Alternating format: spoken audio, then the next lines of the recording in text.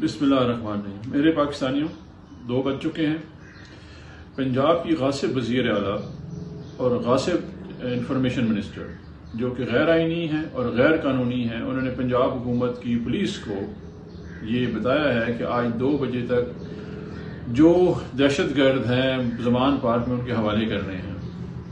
میرے پاکستانیوں، آپ نے رات کو دیکھا ہوگا طارق فضل چودھری نے یہ بھانڈا پھوڑ دیا کاشف عباسی کے پروگرام میں، جب انہوں نے بتایا کہ دہشت گرد گرفتار ہو گئے تو اچانک ان کو معلوم ہوا کہ وہاں پہ تو کوئی دہشت گرد تھے ہی نہیں۔ تو عمران خان کی بہترین حکمت عملی کہ انٹرنیشنل میڈیا، لوکل میڈیا اور سوشل میڈیا کو بلا کے وہاں پہ ان کا یہ منصوبہ ناکامیاب کیا۔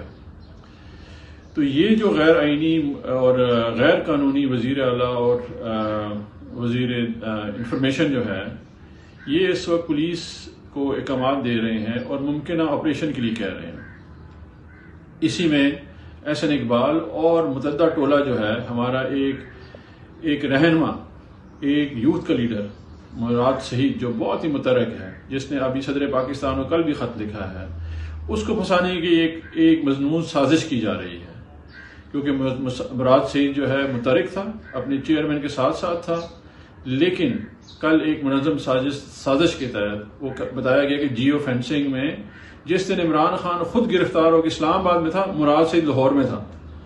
تو میرے پاکستانیوں، اس وقت ایک بہت ہی بھونڈا مذاق اس ملک سے کیا جا رہا ہے۔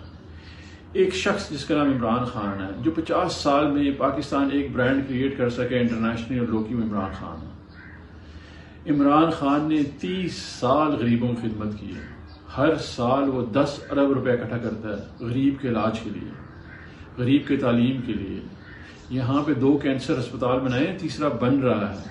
ساری زندگی اس نے جو ہے وہ غریب کے لیے ڈیڈیکیٹ کر دی ہے، اور یہ بتانا چاہ رہے ہیں کہ وہ دہشت گرد ہے۔ دنیا میں کیا کوئی یقین کرے گا جس کی پہچان دنیا میں، جب یہ لوگ جو یہاں پہ گلیوں میں پھرتے تھے، وہ سٹار تھا اس وقت، اور یہ بتانا چاہ رہے ہیں کہ وہ یا اس کی تنظیم کوئی دہشت گرد پال رکھی ہے یا جو ہے وہ دہشت گرد ہے۔ تو یہ بھونڈا مذاق اپنے ساتھ نہ کریں، اپنا مذاق دنیا میں نہ اڑوائیں۔ امریکہ سے لے کے مڈل ایسٹ اور یورپ تک ہر جگہ پہ عمران خان ایک بہت بڑا نام ہے۔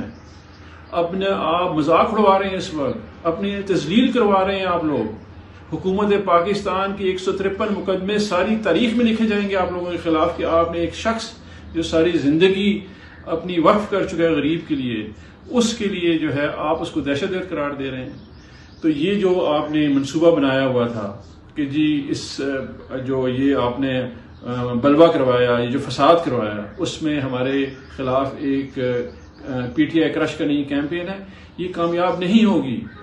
اس میں کوئی جان نہیں ہے، آپ جو مرضی کر لیں، عوام عمران خان کے پیچھے کھڑی ہے، اس کے ساتھ کھڑی ہے، اور عمران خان آپ کو واپس آ کے دکھائے گا انشاءاللہ، کیونکہ اللہ بھی ان کے ساتھ ہے، اللہ کی اس کے اوپر برکت ہے، وہ غریبوں کے ساتھ کام کرتا رہا ہے، اور دنیا میں اس کی پذیرائی ہے۔